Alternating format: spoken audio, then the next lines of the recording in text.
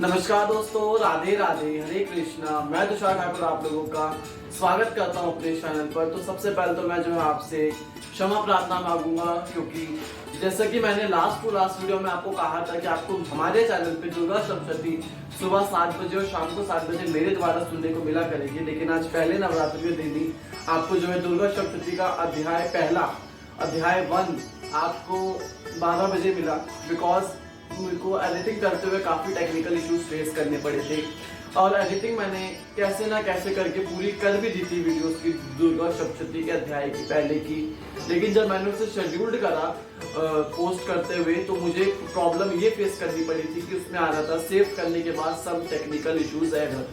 मैंने 2-3 बार उसे रीपोस्ट भी करा, सारे टैग्स थंबनेल्स वगैरह दोबारा लगाए, लेकिन वो टेक्निकल इश्यूज एरर हो रहा था। तो इस वजह से जो है आपको आज सुबह 7 बजे दुर्गा सप्तशती का अध्याय 1 ना मिल करके आपको वो अध्याय 12 बजे मिला। तो मैं उसके लिए आपसे हाथ जोड़कर क्षमा प्रार्थना मांगूंगा। तो अब इसके बाद हम करेंगे दुर्गा सप्तशती का अध्याय 2। तो देख लेते हैं कि दुर्गा सप्तशती का अध्याय 2 किस प्रकार से है।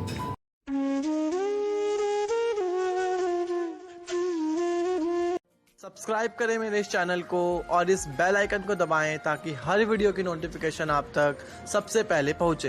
दुर्गा सप्तशती अध्याय 2। ऋषि बोले, प्राचीन काल में देवता तथा दैत्यों में पूरे 100 वर्ष युद्ध होता रहा।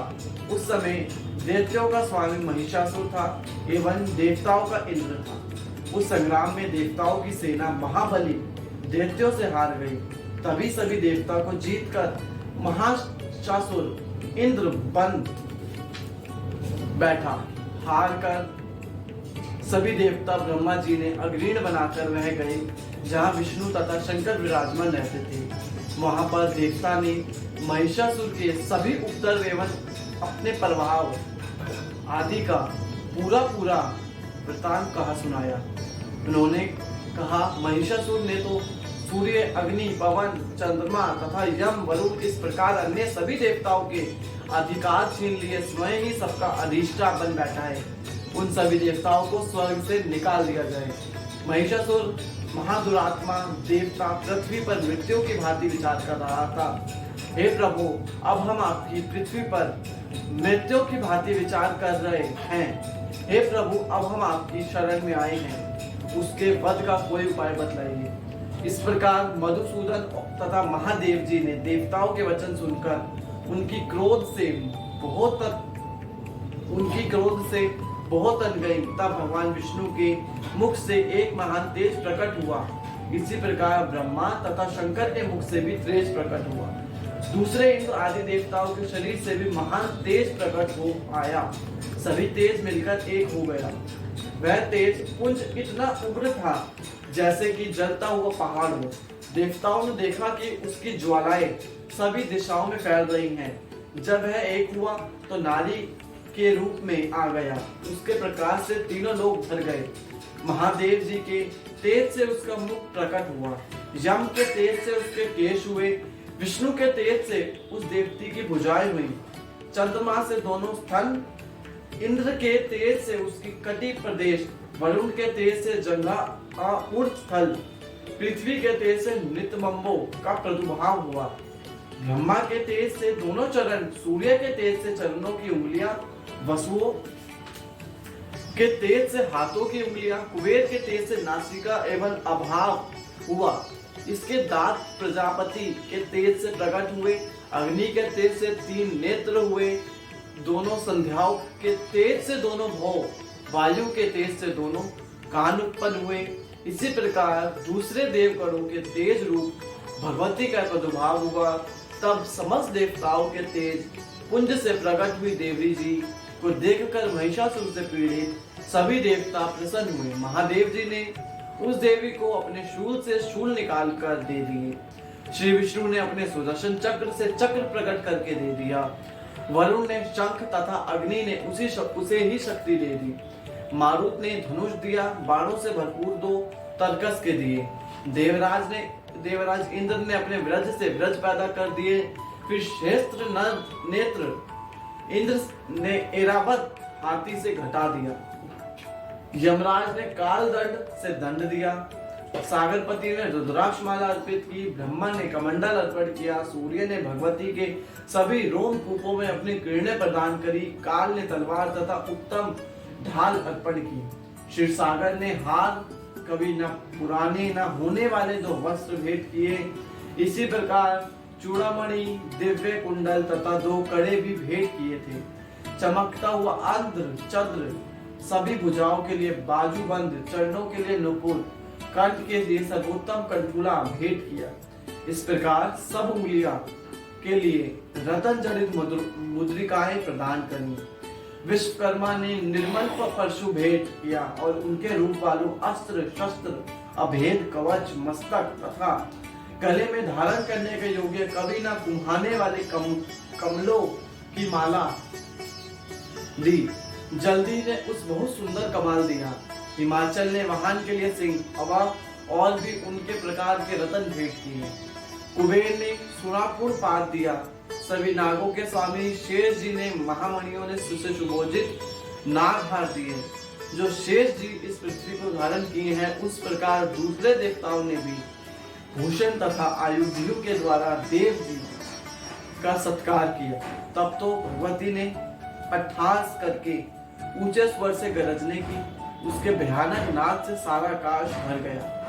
तब देवगण प्रसन्न होकर उस सिंह वाहिनी देवी की जय जयकार करने लगे। मुनि ने भक्ति भाव से नर्म होकर देवी जी की स्तुति की। देवताओं के शत्रुओं ने सारी त्रिलोकी को होश ग्रस्त देखा। तब अपनी सारी सेना को कवच आदि से तैयार कराकर अस्त्र शस्त्र झट खड़े हुए।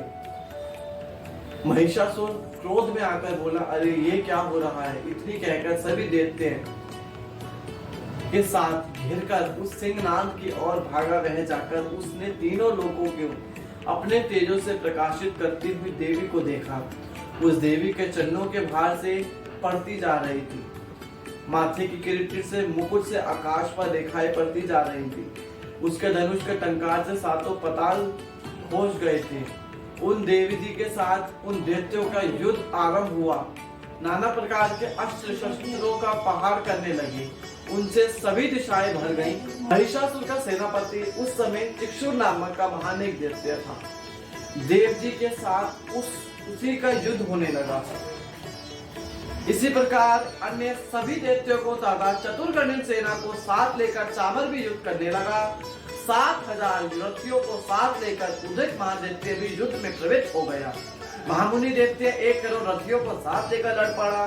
तलवार के समान पेन रोगों वाला अश्लीलोमा नामक दैत्य 5 करोड़ रथियों के साथ युद्ध में आ गया। 60 दैत्य हाथी एवं घोड़ों के अनेक सवारों के समूह से घिरा हुआ करोड़ रथियों के साथ उस युद्ध में युद्ध करने लगा। विडाल दैत्य 5 अरब रथियों को साथ लेकर लड़ने लगा।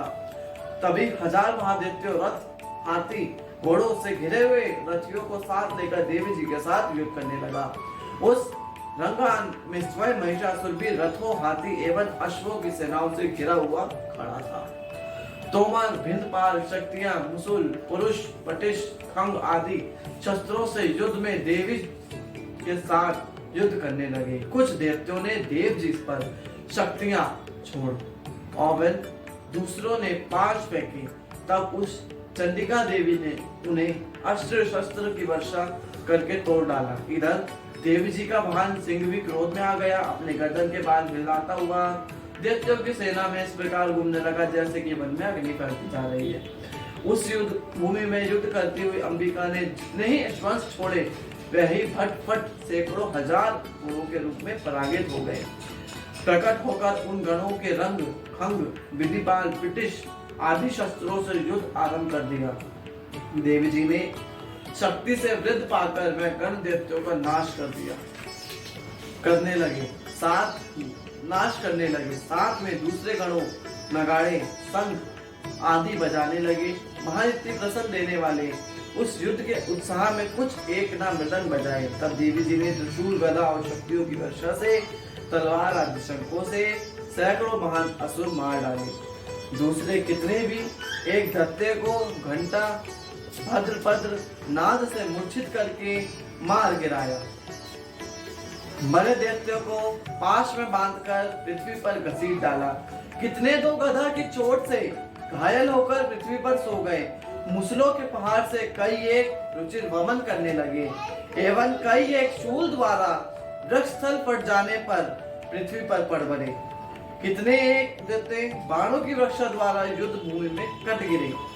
बाज पक्षी की भांति आक्रमण करने लगे। देव शत्रु दैत्य प्राण छोड़ने लगे। कितने एक दैत्यों की भुजाएं कट गई, दूसरे की गिरवाएं छिन गई। कई दैत्यों के सिर कट गए, दूसरे मध्य में विदित हो गए। कुछ दैत्यों की तो जगहें कट गई और पृथ्वी पर गिर गए। एक दैत्यों को तो एक भुजा, एक आंख, एक पांव वाला करके दो दो टुकड़े कर डाला। मार मार कर गिराए हुए रथी, हाथी, घोड़े एवं असुरों की लाशों के द्वारा महायुद्ध हो रहा था। वहां की पृथ्वी इस प्रकार भर गई कि वहां एक आना जाना कठिन हो गया। वहां सेना एवं असुरों के रुधिर बहाने से रुचि की बड़ी बड़ी नदियां बह लगी। जगदम्बा ने एक क्षण में ही दैत्यों की सेना का इस प्रकार नाश कर दिया जैसे कि लकड़ियों के बड़े ढेर में अग्नि लगा दी। देवी का वाहन सिंह अपने बालों से छटकता हुआ, बड़ी गर्जना करता हुआ दैत्यों के शरीर से मानो प्राण ही चुन रहा था। इस प्रकार घूमने लगा। देवी जी के उन गणों ने महाअसुरों के साथ बड़ा युद्ध किया, जिसमें देवता प्रसन्न होकर आकाश से पुष्पों की वर्षा करने लगे। तो ये था दुर्गा सप्तशती का अध्याय 2 जो मैंने आप लोगों को सुनाया। आशा करूंगा कि आपको काफी पसंद आया होगा। अगर पसंद आया होगा तो वीडियो को लाइक कर देना, चैनल पे नहीं हो चैनल को सब्सक्राइब करना। हर बार की तरह अपने अच्छे अच्छे कमेंट मुझे देते रहिएगा। आज के लिए इतना ही, फिर मिलते हैं अगली वीडियो में। जब तक के लिए हरे कृष्णा, धन्यवाद।